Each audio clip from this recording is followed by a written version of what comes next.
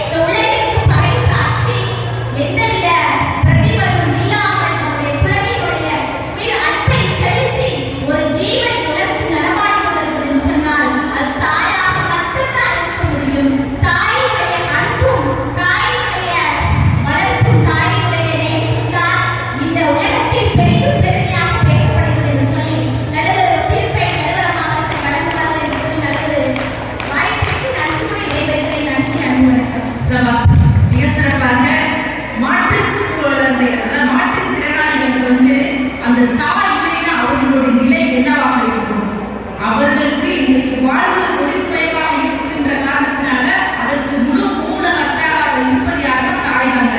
சாதாரண குழந்தையை வளர்ப்பதே மிக கடினமாக இருக்குது.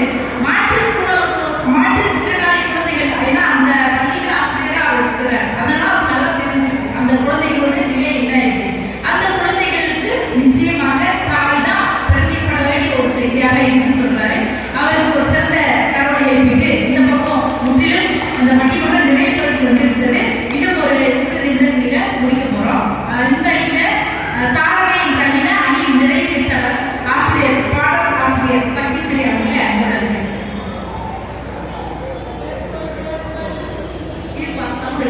சவுண்ட் நீங்க இந்த மாதிரி சவுண்ட் ஆஃப் பண்ண வேண்டாம்.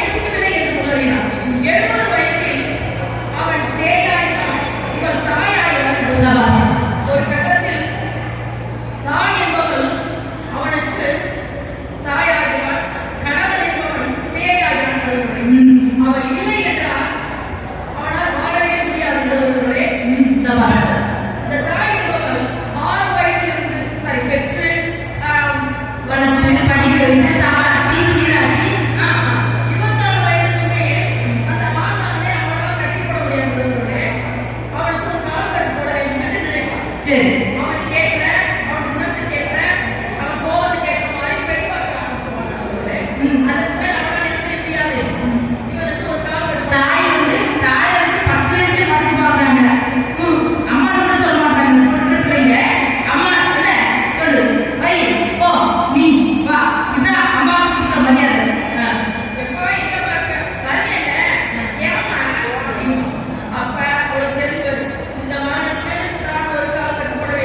ஒரு பெண்ணை பார்க்க ஆரம்பிக்கிறாங்க. எப்படி பார்ப்பாங்கன்னா உனக்கு நடக்க தெரியுதா, பேச தெரியுதா, பாடுறாளா அப்படின்னு ஆரம்பிச்சோம். கொழுந்து கொண்டாவாய் சேவக்கும் மச்சானியும் மச்சி நானும் கொண்டாது வரக்கும் அப்படின்னு பெண்ணு பாடணும். அந்த பெண்ணை என்ன செஞ்சுவா, வீட்டுக்கு வருவாளா, வீட்டுக்கு பாடணும். சரி, உங்க மருமகள் நீங்க இப்படிதான் கொண்டு போகும்போது ஆரம்பிச்சிருக்கீங்க. வந்த மருமகளுக்கு தண்ணீர் அழைப்பா தெரியுமா, கல்லவி மகள் வாசல் செய்யும் வாசல் எங்கள் வாசல், கற்றவர்கள் தலை வணங்கும் கோவில் எங்கள் கோவில், செல்வ மகள் வாசல் மகள் பாட வந்த வாசல், செல்வமுடன் புகழ் வணங்கும் பெற வந்த வாசல், மருமகளே மருமகளே வாமா உன் வலது காலை எடுத்து வைத்து வாமா, குணமிருக்கும் குணமகளே வாமா, எங்கள் கோவில் வாசல் திறந்து வைத்தோம் வாமா. இப்படி என்று அழைப்பாங்க. வந்த பெண் அவள் அம்மா வீட்டில் சிறுவிளையாட்டு நடத்துவாங்க. அவளுக்கு சமைக்க தெரியாதான், ஒரு மகளுக்கு எப்படி பழக வேண்டும், சமுதாயத்திற்கு பழக வேண்டும் என்று தெரியாமல் சரி.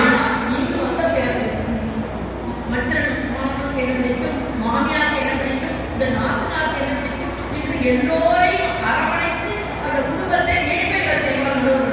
அவள் வந்த பிறகு அந்த வீடு கடை மருமா மாறிவிடுவதில்லை. அதை விட அவங்க அம்மா வீட்டுல அவளுக்கு என்னெல்லாம் சொல்லியிருப்பாங்க தெரியுமா,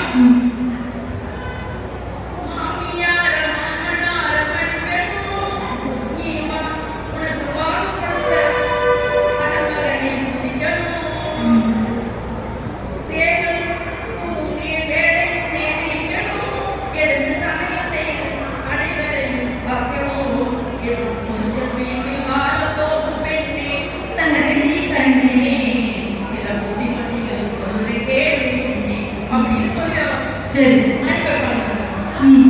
புருஷன் உயிரை மீட்டி தந்த பொண்ணுதான், ஓடு கொடுமையை நீடித்து சொன்னவ பொண்ணுதான், அரசன் நடக்க நீதி சொன்னவ பொண்ணுதான் என சொல்லி அவங்க அண்ணன் அனுப்பிப்பாங்க. சரி. இப்ப திருமணம் முடிவு திருமணம் முடியவும் அவர் என்ன பாட போறாங்க, உன்னை கரம் பிடித்தே வாழ்க்கை ஒளிமயமானதடி, உன்னை மணந்ததனால் சபையில் பொருளும் வளர்ந்ததடி அப்படின்னு அவ்வளவு அழகா பாடுறாங்க. அந்த பல்லவி சொல்லுங்க. மையத்தில் வாழ்வாங்க வாழ்வன், வாழ்வை தெய்வத்தில் வைக்கப்படும், இல்லறத்தில் நல்லவரை வாழ்வன் தான் தேவனுக்கு ஒப்பாக வைக்கப்படுவான் என்று நாம் திருமணம் கூறுகிறோம். ஒரு சமயம் குசேல பண்ணின அவருக்கு ஒரு இடைக்கால வந்தார்.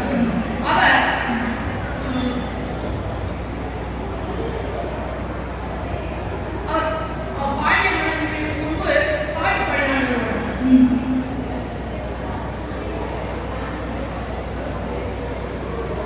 அந்த பாட்டை கேட்காமல் குசேல பண்ணி அவமதித்தார். அதை கேட்டதும் அந்த இடக்காரருக்கு கோபம் வந்துவிட்டது. நேரா போய் கடவுளை நின்று அவன் என் பாட்டை எப்படி கேட்டது, உன் பக்கத்தில் இடப்பக்கத்தில் உட்கார்ந்திருக்காளே உண்மையவா, அவளையும் அவமதித்தான் என்று சொல்லும் பொழுதுதான் கடவுளுக்கு ஆஹா நம் குடும்ப தலைவி அவளை ஒரு வார்த்தை சொன்னால் யாரால் அந்த குடும்பத்திற்கு என்னது நாம் கணக்கு வந்தோம் என்று மிக கோபமாக அந்த வார்த்தையிலே சென்றிருந்தார் கடவுள். சரி. தாயோடு அரசுமைப்போம், தந்தையோடு கல்விப்போம், சேனையோடு தான் பெற்ற செல்வப்போம், ஆயவாரும் உற்றார் உறவினர்ப்போம், உடன் பிறந்தாரும் தோல் வழி வைப்போம், ஒற்றாடி ஓட வைத்துப்போம். சரி. ஒத்தாளியை வழங்கிய அந்த பெண் இருக்கும் வரைக்கும் தான் அவனுக்கு அனைத்தும் உண்டு.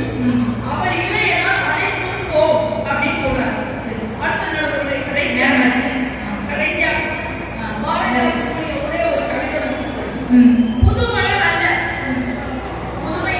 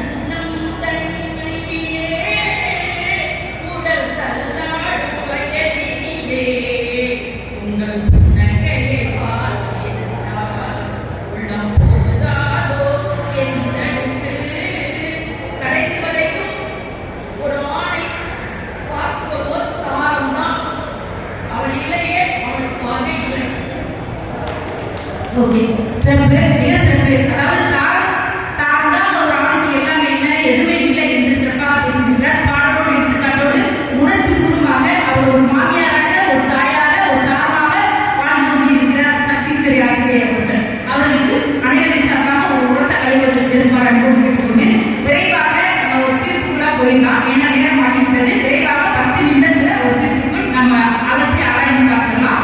2 அணிகளுமே மிக சிறப்பாக பேசியிருக்கிறார்கள். அவர்களுக்கு தலைப்பிற்கு ஏற்றாற்பட இன்னைக்கெல்லாம் வந்து நிறைய பட்டிமன்றங்கள்ல நகைச்சுவைக்காக தலைப்பை தாண்டி நகைச்சுவை மட்டுமே இருக்கு. தலைப்பிற்குள்ள வந்து எந்த ஒரு வாதமுமே இருக்கு, சற்று குறைவாகத்தான் இருக்கக்கூடிய ஒரு சூழல் இருக்கு. இன்றைக்கு தலைப்பு என்னவோ அதற்குள்ளே மட்டும் பேசியிருக்கிறார்கள். சிறந்த ஒரு தலைப்பு. என்ன பெரிதும் பெருமைக்குரியவர் தாயா காரணமா? தாய் இந்த என்ன சொல்றாங்க அப்படின்னா, இவங்க இந்த 3 பேர் மாற்றுத்திறனாளி அந்த குழந்தையை இயற்கை போதையை எடுத்து நாள்தோறும் நிற்க முடியாத அந்த குழந்தை வந்து சாதாரணமாக இயல்பாக நிற்க முடியாது, நடக்க முடியாது, தூக்க முடியாது. அப்ப 24 மணி நேரமும் 15 வயது ஆகின்ற ஒரு இளைஞர் அந்த மாற்றுத்திறனாளி 2 வயது குழந்தை போல வந்து நிலை இருக்கும். அப்ப அந்த தாய் வந்து அந்த மாற்றுத்திறனாளி குழந்தையை வாழ்நாள் முழுவதும் சுமக்கக்கூடிய ஒரு சூழல் ஏற்படுகிறது. அந்த இடத்துல அவரை பாதுகாக்கப்பட வேண்டிய ஒரு பெருமைக்குரிய ஒரு உயர்வான இடத்துல அந்த தாய் வைக்கப்படுகிறார். அடுத்து முதல்ல, அதாவது இந்தியாவின் முதல் மாற்றுத்திறனாளிகள், கண் பார்வையற்ற மாற்றுத்திறனாளிகளுக்கான இந்தியாவின் முதல் பெண் தூதர் திருமதி பெனாசிர் அவர்கள் என்ன சொல்கிறார்கள் என்றால், IAS பதினாறு அவர் என்ன சொல்றாருன்னா, எனக்காக என்னுடைய அம்மா LKG இருந்து IOS வரைக்கும் படித்தார்கள், என்னுடனேயே படித்தார்கள் என்று அவர் வந்து பத்திரிகைக்கு பேட்டி அளித்திருக்கிறார். அந்த இடத்துல ஒரு தாய் வந்து பெருமைக்குரியவராக இருக்கிறார். ஒன்று சொன்னாங்க இல்லையா, நல்லவராவது தீயவராவது அன்னை வளர்த்து அப்படி நிச்சயமாக ஒரு பெண், ஒரு ஆண்மகன் இன்றைக்கு சமுதாயத்துல குற்றமற்றவராக, அதாவது சம்பாதிக்கிறது 2வது விஷயம், ஒழுக்கத்தில் சிறந்தவராக ஒரு தாய் வளர்க்கிறார் என்றால் அந்த நாட்டிற்கு மிக சிறந்த ஒரு சமூகத்திற்கு, தேசத்திற்கு செய்கின்ற ஆக சிறந்த ஒரு செயல். அதற்கு பெருமைக்குரியவராக இருக்கிறார் என்றால் அது தாய். அப்ப இப்படி இருந்தாலும் கூட தாய் இன்னைக்கு நிறைய இடத்துல அடி வாங்குறாங்க. வீட்டுல மகன்கிட்ட அடி வாங்குறாங்க, சொத்து கொடுக்கல, காசு கொடுக்கலன்னு அடிக்கிற குழந்தைகள், அடிக்கிற இளைஞர்கள் இருக்கிறார்கள். அந்த அடியையும் வாங்கி கொண்டு, கணவரிடம் அடியை வாங்கி கொண்டு குடும்பம் சிதறக்கூடாது.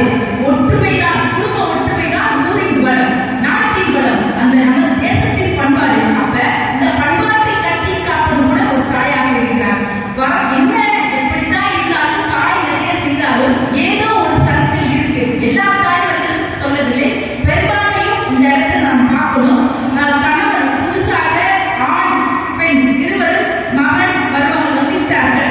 ஏதோ அதீத அன்பு காரணமாக ஒருவித தாழ்வு மனப்பான்மை, மகன் நம்ம கைவிட்டு போயிட்டானோ என்ற ஒரு தாழ்வு மனப்பான்மை, ஒரு அதீத பாசத்தின் காரணமாக ஒருவித புரிதல் இல்லாத ஒரு சூழ்நிலையில அவர் மகனுக்கும் மருமகளுக்கும் ஏதோ ஒரு வகையில பிரிவதற்கு காரணமாக தாயும் நிற்கிறார். அதை யாரும் மறக்க முடியாது.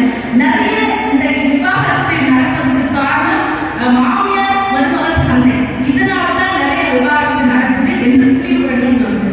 அப்ப புராணத்துல எடுத்துக்கொண்டால் இது, அதாவது தாய் நல்ல தாய் இருக்கா, தீய தாயும் ஒரு சில இடத்துல இருக்கதான் செய்யுது. புராண காலகட்டத்துல ராமாயணத்துல எடுத்துக்கிட்டோம் அப்படின்னா, கைகேயி சொன்னா அதீத தன்னுடைய ராமனை தன் பையனாகவே நினைத்தாங்க, வளர்த்தாங்க. அப்பேற்பட்ட பையனை காட்டிற்கு போ என்று சொன்னார். ஆயுசூர் உலகமெல்லாம் என் மரத்தையால நீ போய் தாழ்களின் சடையை தாங்கி தாங்க அருந்தவம் மேற்கொண்டு பூடி வைக்கான நன்றி புண்ணிய துறைகள் ஆடி இரண்டு நாடி ராவன் பிரியமின் அரசன், அதனால நீ காட்டுக்கு போ, என் மகன் நானா ஆளப்போம் என்று சொன்னா. ஆனா பரத என்ன சொன்னா தெரியுமா, நீ எல்லாம் ஒரு தாயா, நீ ஒரு பேய், நான் வந்து நினைச்சா என் காலை வெட்டி உதைப்பேன்னு சொல்றான். யார? பரத வந்து நீ தாயே கிடையாது, தாய் சமூகத்துக்கு நீ இழுக்கு என்று சொல்றான். இப்ப அவருக்கு ஒரு பேராசை, நீ இந்த மாதிரி தாய்கள், பேராசை பிடித்த தாய்மார்கள் இருக்கதான் செய்கிறார்கள். ஆனா என்னுடைய அண்ணன் வந்து நீ உனையதான் நான் அடிச்சிட்டேன் அப்படின்னா என்னுடைய ராமன் அண்ணன் வந்து கோவப்படுவான், அதற்காக ஒரு சும்மா என்று புராண காலத்தில் ஒரு அதீத ஒரு தாய்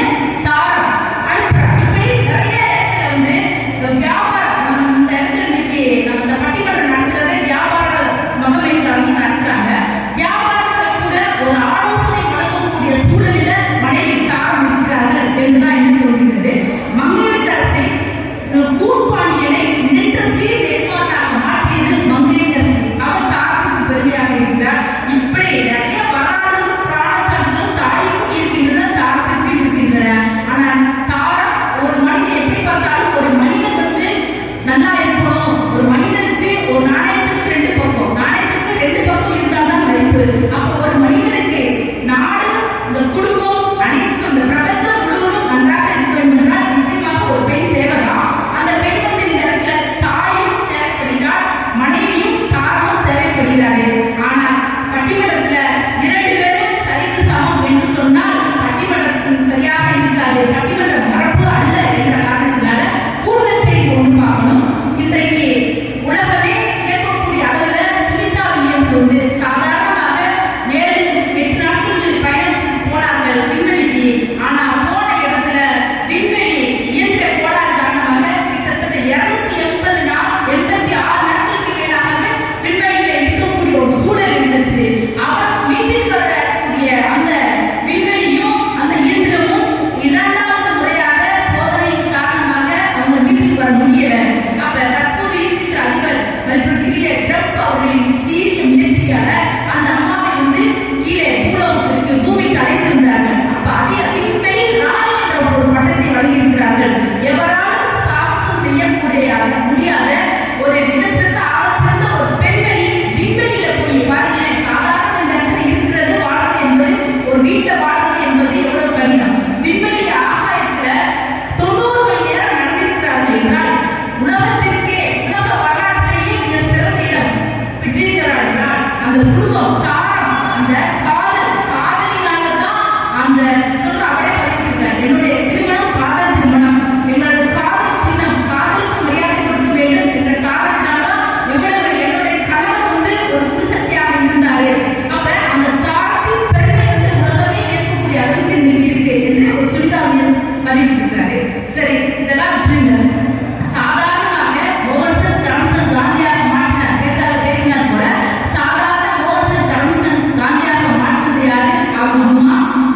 ஆனா அவரே சொல்லியிருக்காரு, இறக்கும்போது தன் மனைவி இறக்கும்போது என்ன சொல்றாரு பத்திரிகைக்காரர், நானு எங்க அம்மா மோகன்சன் கரம்சன் காந்தியாக தான் என் பேர் வச்சாங்க, வளர்த்தாங்க, படிக்க வச்சாங்க, வழக்கறிஞர் ஆக்குனாங்க. இதே போல எல்லாருமே வந்து வழக்கறிஞர் ஆக்குறாங்க, எல்லா குழந்தைகளுக்கும் வேலை வாங்கி கொடுக்குறாங்க, தாய்மார் அதோட நின்று போயிடுது.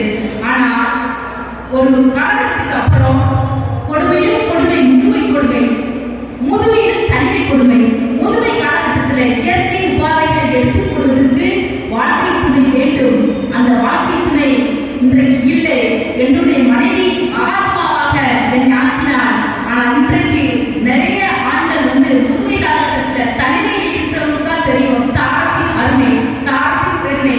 ஆகையால தாய்க்கு 40% பெருமைக்குரியவரும் தாரத்திற்கு 60% பெருமைக்குரியவராக இந்த மாவட்டத்தில் அருமையான முத்துமாரியம்மன் சன்னிதானத்தில் ஒரு தீர்ப்பினை வழங்கி இதுவரை செவிகளுக்கு கேட்ட அருப்புக்கோட்டை வாழ் ரசிக பெருமக்கள் அத்தனை பேருக்கும் எங்களது பட்டிமன்ற குழுவி சார்பாக கோடான கோடி நன்றிகளை தெரிவித்துக் கொண்டு எங்களுக்கு ஆக்கமும் ஊக்கமும் அளித்து வருகின்ற நாடார் நிலக்கடலை எண்ணெய் வர்த்தக நாடார்கள் மகிமை தரப்பு அவர்களுக்கும் அவர்களது குடும்பத்தார்களுக்கும் கோடான கோடி நன்றிகளை எங்களது பட்டிமன்ற குழுவின் சார்பாக தெரிவித்துக் கொண்டு மிக சிறந்த ஒரு ஒளிபெருக்கியை வழங்கிய ஒளிபெருக்கி சகோதரர் அவர்களுக்கும் நன்றியை தெரிவித்துக் கொண்டு விடைபெறுகிறோம்.